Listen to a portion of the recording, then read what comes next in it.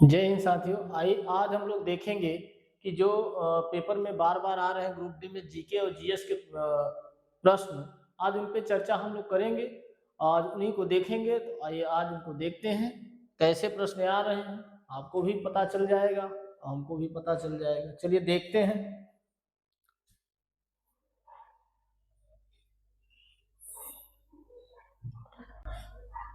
देखिए, जैसे पहला प्रश्न खुला है, पहला प्रश्न दिया है निम्नलिखित में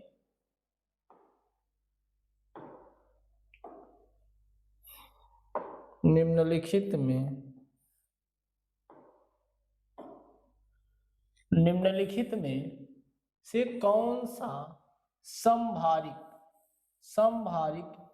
युग्म का उदाहरण है।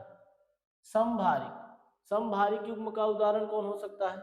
यहाँ दिया हाइड्रोजन और हाली शब्द था, ऑक्सीजन और कार्बन,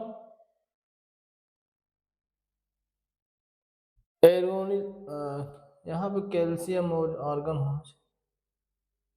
आर्गन सही तो है, कैल्शियम होना चाहिए, यहाँ पे कैल्शियम होना चाहिए।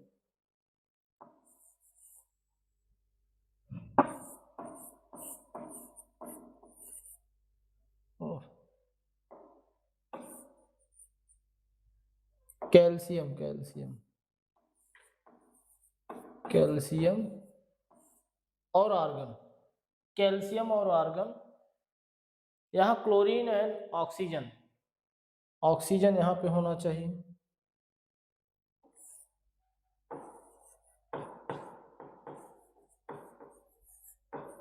ऑक्सीजन, कौन सा उत्तर सही होगा। इसका उत्तर जो सही होगा 81 कैल्शियम और आर्गन जो होंगे ये क्या होंगे, ये होंगे संभारिक, ये संभारिक है, कैल्शियम और आर्गन संभारिक है। आइए नेक्स्ट देखते हैं। नेक्स्ट, एक मानव कोशिका में कितने गुणसूत्र होते हैं। देखिए यहाँ पे क्या दिया है, गुणसूत्र दिया है। मानव कोशिका में कितने गुणसूत्र होंगे सर, 46 होते हैं। 46 होते हैं। हम लोग कितना होता है, 46 होता है। आप लोग ये भी जानते हैं सर, एक्स वाई एक्स 2 होते हैं। 23वां गुणसूत्र ये होता है, 23वां यही होता है। 23 दूना 46 होते हैं, 23 दूना 46 होते हैं। कितने गुणसूत्र, 46। ऑप्शन नंबर सी करेक्ट है। चलिए आगे देखते हैं। जो बौद्धिक डाउन सिंड्रोम, देखो यहाँ पर डाउन सिंड्रोम की बात आता है, टर्नर सिंड्रोम की बात आता है। डाउन सिंड्रोम कठिनाइयों और शारीरिक स्वास्थ्य विकास में देरी और दिव्यांगता का कारण बनता है। बात सत्य है कि देखो ये एक ऐसी बीमारी है जो हम लोग को अनुवांशिक प्राप्त होती है। मतलब अनुवांशिक कहें तो दादा परदादा, मम्मी पापा, मतलब अनुवांशिक तौर पे आती है डाउन सिंड्रोम और टर्नर सिंड्रोम। तो इसमें क्या होता है, व्यक्ति बहुत मतलब अजीब तरह से विकलांग टाइप का होता है, और उसको एकदम से मतलब पूरी तरह से विकलांग होता है। इसमें ज्यादा मतलब मांस पिच के, शरीर बहुत पतला दुबला, छोटा कद, ये सब में होता है। तो ये एक जीवाणु जनित रोग है, तो कहेंगे नहीं सर ये जेनेटिक डिजीज है। बिल्कुल बिल्कुल जेनेटिक डिजीज है, ये अनुवांशिक रोग होता है, अनुवांशिक रोग होता है, जेनेटिक डिजीज, अनुवांशिक बीमारी होती है, ये अनुवांशिक बीमारी होती है। आइए नेक्स्ट देखते हैं। आरएनए, आरएनए एक बहुलक अणु है, इसका पूर्ण रूप क्या है। आरएनए,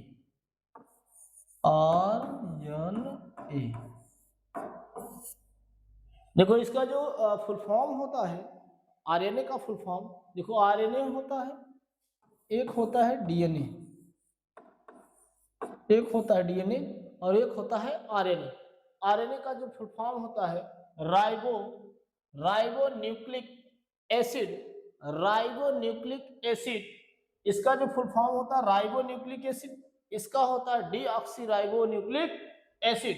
इसमें देखिए ऑप्शन कौन सा सही है, राडो शब्द लगा है, काट दिया।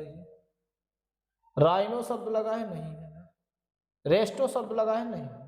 कौन सा सही होगा सर? राइबो शब्द लगा है, ribonucleic acid, ribonucleic acid, ribonucleic acid. Option number B correct है, ऑप्शन नंबर बी करेक्ट है। चलिए नेक्स्ट देखते हैं।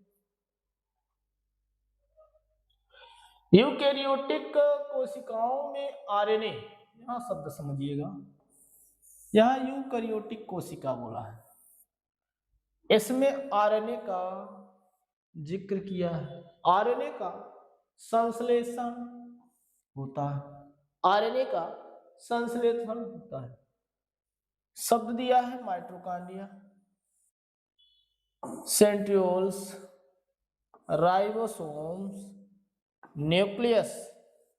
कौन सा ऑप्शन शब्द होगा? यूकैरियोटिक कोशिका में आरएनए का संश्लेषण होता है, ये होता है केंद्रक में, न्यूक्लियस में, न्यूक्लियस में, न्यूक्लियस में, केंद्रक में होता है।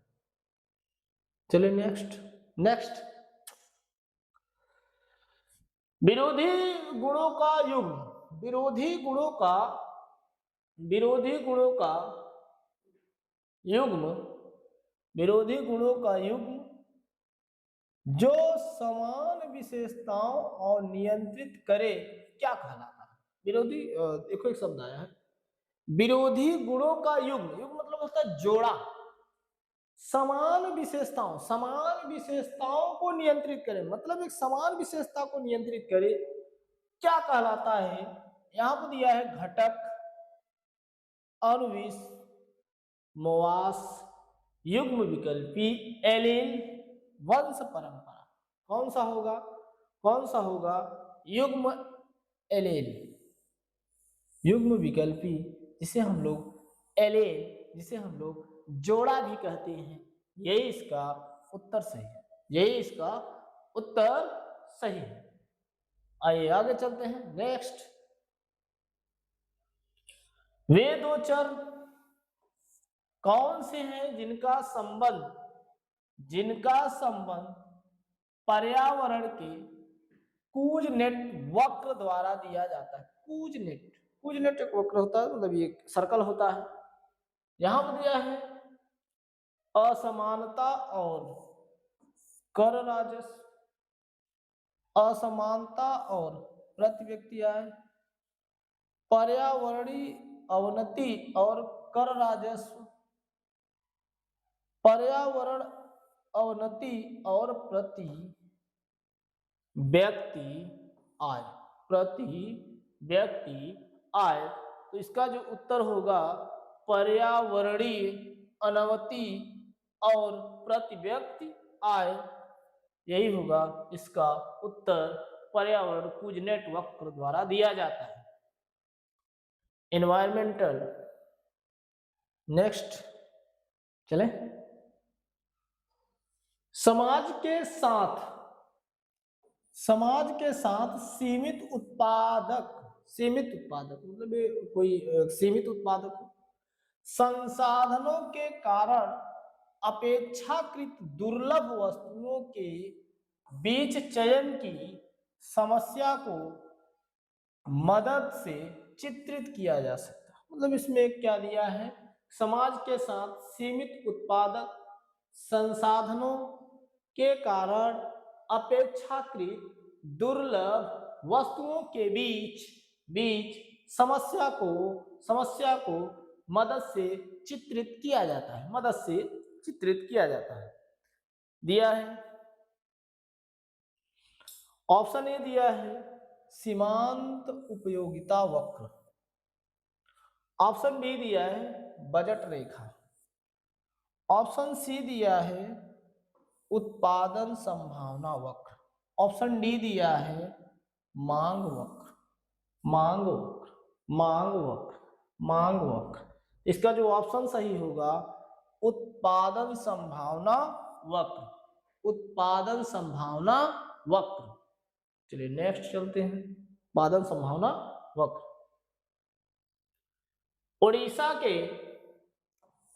के एक लोक नृत्य प्रकार रणपा में भगवान के जीवन को भगवान के जीवन को चरित्र नृत्य के माध्यम से दर्शाया जाता है।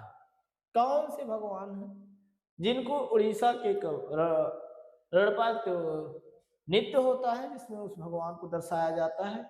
इसमें दिए हैं कृष्ण, कृष्ण, इंद्र, हनुमान, राम। इसमें कौन सा ऑप्शन सही होगा sir? Option number A Krishna. Krishna को ही रणपा त्योहार में भगवान के नृत्य से दर्शाया जाता है। मतलब नृत्य में क्या करता है, दर्शाते हैं कृष्ण भगवान को, कृष्ण भगवान को, कृष्ण भगवान को। आइए देखते हैं नेक्स्ट। नुआखाई एक त्योहार होता है। नुआखाई उड़ीसा का सबसे बड़ा फसल कटाई का त्योहार है। हाँ बिल्कुल, जिसमें निम्न में से किस त्योहारों एक दिन के बाद मनाया जाता है? नुआखाई। अच्छा प्रश्न है, थोड़ा सा अच्छा लगा इस प्रश्न को देखकर। इसमें दिया है होली, होली, होली के बाद दिवाली दिया है, दिवाली, दिवाली के बाद दशहरा, दशहरा के बाद चतुर्थी, गणेश चतुर्थी, गणेश चतुर्थी, गणेश चतुर्थी, गणेश चतुर्थी। इसका जो उत्तर होगा, गणेश चतुर्थी के एक दिन बाद मनाया जाता है, एक दिन बाद मनाया जाता है नुआखाई। नुआखाई, नुआखाई एक दिन बाद मनाया जाता है नुआखाई त्योहार। बिल्कुल, गणेश चतुर्थी के एक दिन बाद मनाया जाता है नुआखाई। निम्न में से कौन सा स्थल नवपाषाण काल, स्थल की बात क्या है, नवपाषाण काल युग का प्राचीनतम प्रमाण प्रस्तुत करता है? प्राचीनतम चिशन, बुरजहूं, मेहरगढ़, दायमाबाद। दायमाबाद होता है, दायमाबाद दिया है ऑप्शन में। तो इसका जो उत्तर सही होगा बुरजहूं, बुरजू नहीं, बी मेहरगढ़, सी नहीं, ये उल्टा दे दिया है का। अच्छा हाँ, इसका जो उत्तर सही है बी मेहरगढ़। मेहरगढ़ क्या है, नवपाषाण का प्राचीनतम प्रमाण प्रस्तुत करता है मेहरगढ़, मेहरगढ़। हाँ बिल्कुल, मेहरगढ़, मेहरगढ़, मेहरगढ़। आइए चलते हैं नेक्स्ट। अंतरजी खेड़ा पुरातात्विक स्थल स्थित है, कहाँ है? अंतरजी खेड़ा, अंतरजी खेड़ा पुरातात्विक स्थल मतलब पुराने स्थल की बात कर रहा है। ये कहाँ स्थित है, उस राज्य का नाम पूछा है। 4 राज्य दिए हैं, जिसका एक राज्य है हिमाचल प्रदेश, एक राज्य है उत्तर प्रदेश, एक राज्य है महाराष्ट्र, एक राज्य है उत्तराखंड। तो सोचिए कौन सा राज्य हो सकता है, सोचिए कौन सा राज्य हो सकता है। इसमें जो राज्य दिया है उत्तर प्रदेश, उत्तर प्रदेश, उत्तर प्रदेश।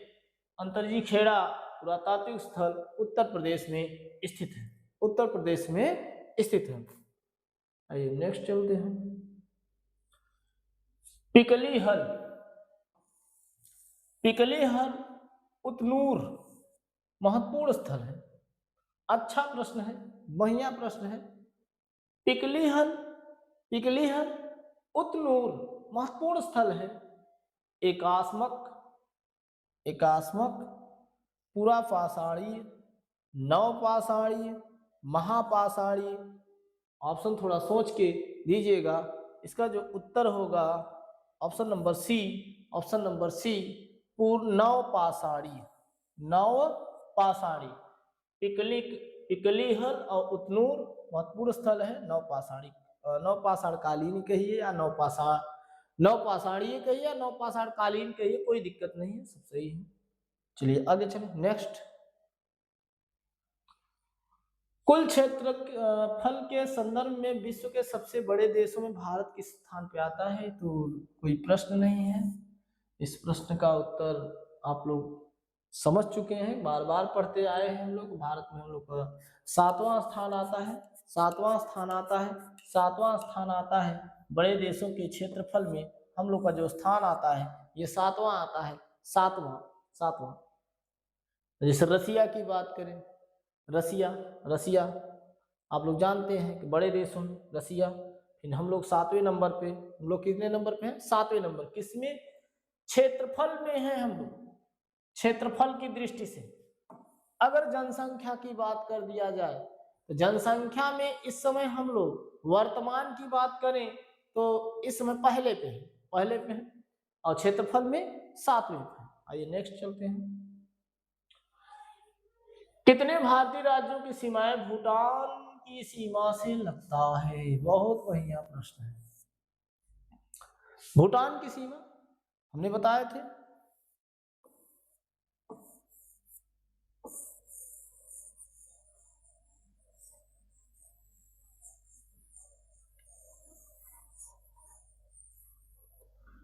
ये है नेपाल, ये है भूटान,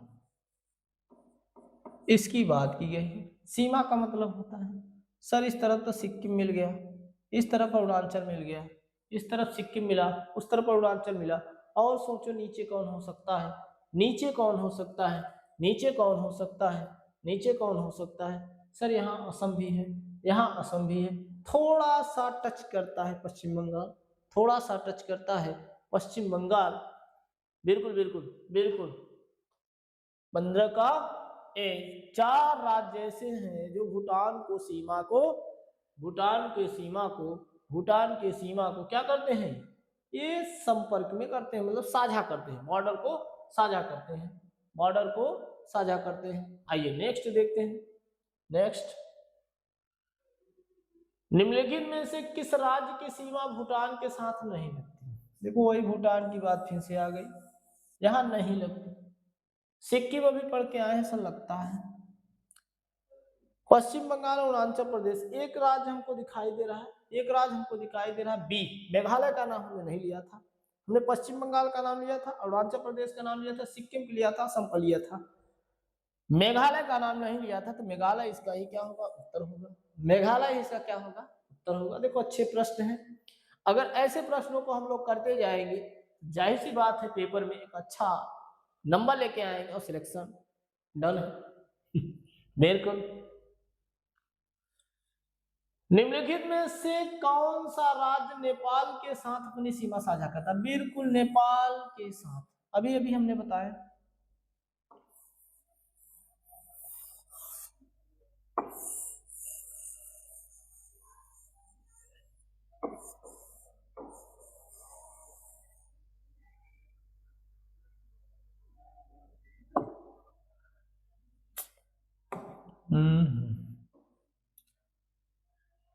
बनाते चलो, सीखते चलो। ये क्या है सर? यहाँ नेपाल है, यहाँ नेपाल है, ये भूटान है, भूटान के बारे में पढ़ चुके हैं। नेपाल में अब इधर देखिए, इधर उत्तर प्रदेश है, इधर सिक्किम है, इधर उत्तराखंड है, उत्तराखंड है। कौन सी सीमा नहीं करता है, ये बात शब्द आई है, नहीं करता ये शब्द आया है। तो देखिए उत्तर प्रदेश हमने नाम ले लिया, बिहार, असम, असम यहाँ है, ध्यान दीजिएगा असम कहाँ है, यहाँ पे है, यहाँ पे है, यहाँ पे है। असम कहाँ है सर? वहां पे है। तो क्या असम टच करेगा? असम टच करेगा? असम टच करेगा? नहीं सर, असम नहीं टच कर सकता, क्योंकि असम तो इस वाले क्षेत्र में आता है। और ये सिक्किम है, ये सिक्किम भूटान नेपाल को टच करेगा, उत्तर प्रदेश टच करेगा, उत्तराखंड टच करेगा, पश्चिम बंगाल टच करेगा, और बिहार भी टच करता है। इसका उत्तर देखो, आपको याद कर लीजिएगा, असम क्या है, असम भूटान को टच करता है, नेपाल को टच नहीं करता। इसका जो उत्तर होगा असम, असम, असम। आइए चलते हैं नेक्स्ट। नेक्स्ट, जब किसी तत्व, थोड़ा विज्ञान है, थोड़ा सोच समझ के, जब किसी तत्व के परमाणु परमाणु की एक से ज्यादा मान संख्या होती है, द्रव्यमान संख्या होनी चाहिए, द्रव्यमान संख्या होती है तो उसे क्या कहते हैं? द्रव्यमान संख्या होती है एक से ज्यादा। अब यहाँ पे शब्द आया सर, आइसोबार कहते हैं कि आइसोटोन कहते हैं कि आइप कहते हैं कि आइसोमर कहते हैं। देखो आइसोटोप होना चाहिए, आइसोटोन आ गया है तो कोई बड़ी बात नहीं, आइसोटोन दे दिए हैं, आइसोटोप होना चाहिए। हाँ यहाँ पर आइसोटोप, हाँ ये आइसो आइसोटोप, टोप्स सही है। आइसोमर्स बिल्कुल बिल्कुल आप सही है। इसका कौन सा उत्तर सही हो सकता है? तो सर इसका जो उत्तर होगा आइसोटोप। आइसोटोप एक से ज्यादा अगर द्रव्यमान है, एक से ज्यादा अगर द्रव्यमान है, द्रव्यमान संख्या है, उसको हम कहेंगे आइसोटोप। आइसोटोप आइसोटोप्स बिल्कुल। चले next. Isotopes of an elements have, एक तत्व के समस्थानिकों में होते हैं समान भौतिक गुण, विभिन्न रासायनिक गुण, न्यूट्रॉनों की भिन्न भिन्न संख्या, भिन्न परमाणु संख्या। क्या हो सकता है? थोड़ा सोच के बोलिएगा। सर न्यूट्रॉनों की भिन्न भिन्न संख्या होती है, न्यूट्रॉनों की भिन्न भिन्न संख्या होती है, न्यूट्रॉनों की भिन्न भिन्न संख्या होती है। Option number C, option number C correct है, ऑप्शन नंबर सी करेक्ट है। आइए नेक्स्ट चलते हैं।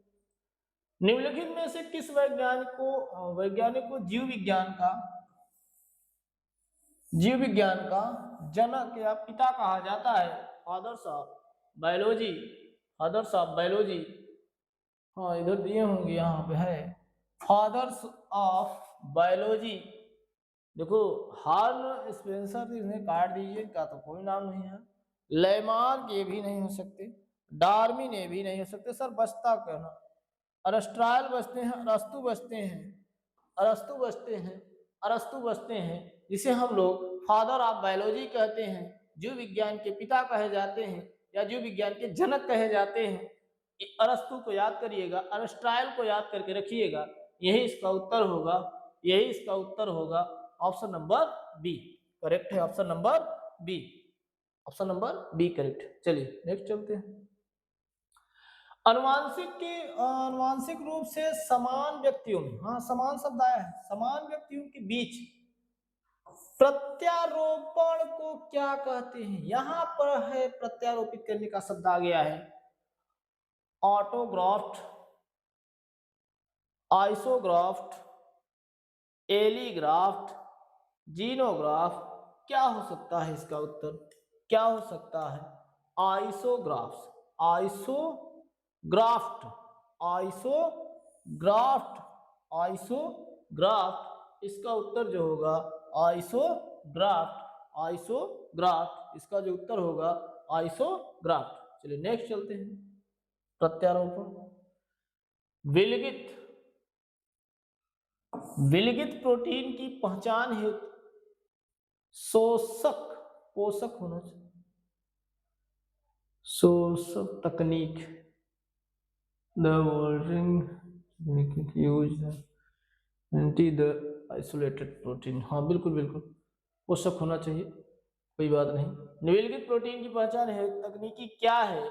उत्तरी शोषक, पश्चिमी शोषक, दक्षिणी शोषक, क्लोनिंग, क्लोनिंग, क्लोनिंग, क्लोनिंग। इसका जो उत्तर होगा option number B, option number B, option number B correct है। चलिए नेक्स्ट चलते हैं। आरएनए का प्राथमिक कार्य क्या है? आरएनए वही मैंने बात किया, राइबोन्यूक्लिक एसिड, राइबोन्यूक्लिक एसिड या राइबोन्यूक्लिक अम्ल कहते हैं इसको। इसका कार्य क्या होता है? प्रकाश संश्लेषण नहीं, प्रोटीन संश्लेषण नहीं, प्रतिकृति बनाना, अनुवाद करना। बिल्कुल बिल्कुल बिल्कुल बिल्कुल अच्छा प्रश्न है। इसका जो होता है प्रोटीन संश्लेषण, प्रोटीन संश्लेषण। आरएनए भी एक प्रोटीन का बना होता है, बिल्कुल बिल्कुल। आरएनए किसका बना? प्रोटीन का बना, प्रोटीन संश्लेषण का कार्य करता है RNA. Option number B, option number B, option number B correct है। आइए नेक्स्ट चलते हैं। गुणसूत्रों की आकृति विज्ञान का अच्छी तरह से अध्ययन किसने, किससे किया जा सकता है? बिल्कुल सही है। अंतरावस्था में, अंतरावस्था में, पूर्वावस्था में, मध्यावस्था में या जाइगोटीन। एक ही शब्द अनुवांशिकी शब्द से आ रहा है, एक ही शब्द आ रहा है, मध्यावस्था, मध्यावस्था आ रहा है।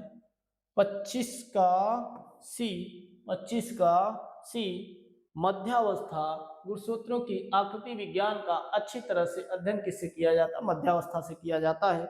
ये कुछ प्रश्न थे जो ग्रुप डी और एनटीपीसी और एएलपी और टेक्नीशियन में बार बार जो आ रहे थे, आज उन पे हम लोग चर्चा किए। अच्छे प्रश्न थे, आपको भी देख के ही लगेगा आपको कि प्रश्न का लेवल अच्छा था।